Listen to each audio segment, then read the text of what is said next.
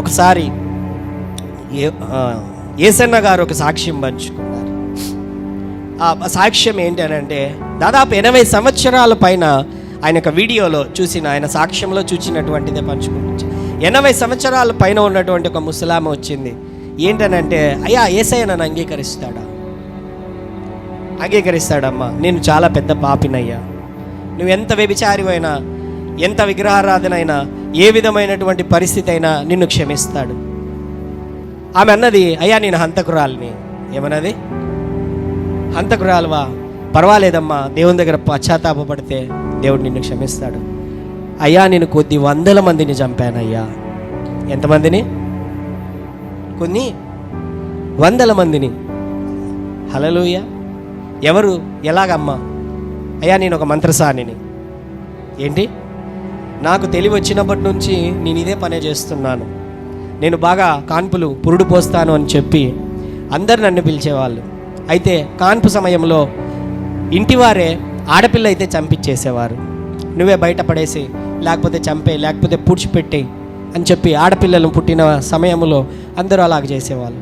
ఇంకొంతమంది డబ్బులు ఇచ్చి శత్రువులకు వారసులు లేకోకుండా చేసుకోవాలని, ఆస్తుల కోసం వారసులు లేకోకుండా చేసుకోవాలని ఎంతోమంది డబ్బులు ఇచ్చి తల్లిదండ్రులకు తెలియకోకుండా చనిపోయాడని పుట్టగానే గొంతు నిలిపి లేకపోతే ఏదైనా చేసి ఎంతోమందిని నేను చంపేశాను. నా పాపాలకు పరిష్కారమే లేదు, ఎవరు కూడా నా పాపాలను కడగలేరు. భయంకరమైనటువంటి జీవితం అది. అయితే ఆ తర్వాత తన జీవితం ముగిసేటువంటి సమయంలో తన పాపములను తెలుసుకున్నది. పాపభారంతో నిండిపోయింది. ఆమె ఎన్ని మంచి పనులు చేసినా, ఏ మార్గంలోనికి వెళ్ళినా, ఏమి చేయాలనుకున్నా ఆ పాపభీతి తన జీవితం మీద నుంచి పోకుండా తన జీవితాన్ని ఎంతగానో కాల్చివేసేది.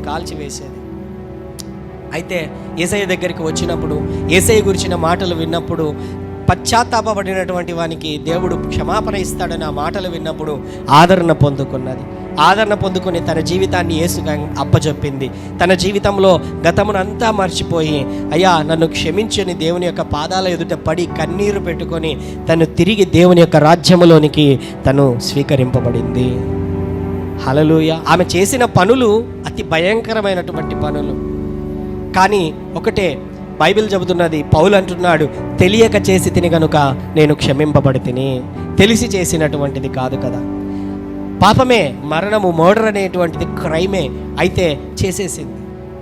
అయితే దేవుని దగ్గరకు వచ్చినటువంటి తర్వాత, ఆమె క్షమాపణ అడిగినటువంటి తర్వాత ఆమె జీవితము దేవునిలోనికి అంగీకరింపబడింది.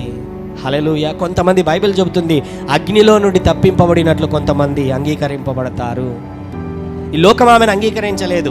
ఒక మనిషిగా నేను కూడా ఆమెను మనం ఎవరము కూడా చిన్నపిల్లలను ఆ విధంగా మరణం సంభవింప పరిస్థితులు కలుగజేసిన వారిని ఎవరు కూడా అంగీకరించలేరు.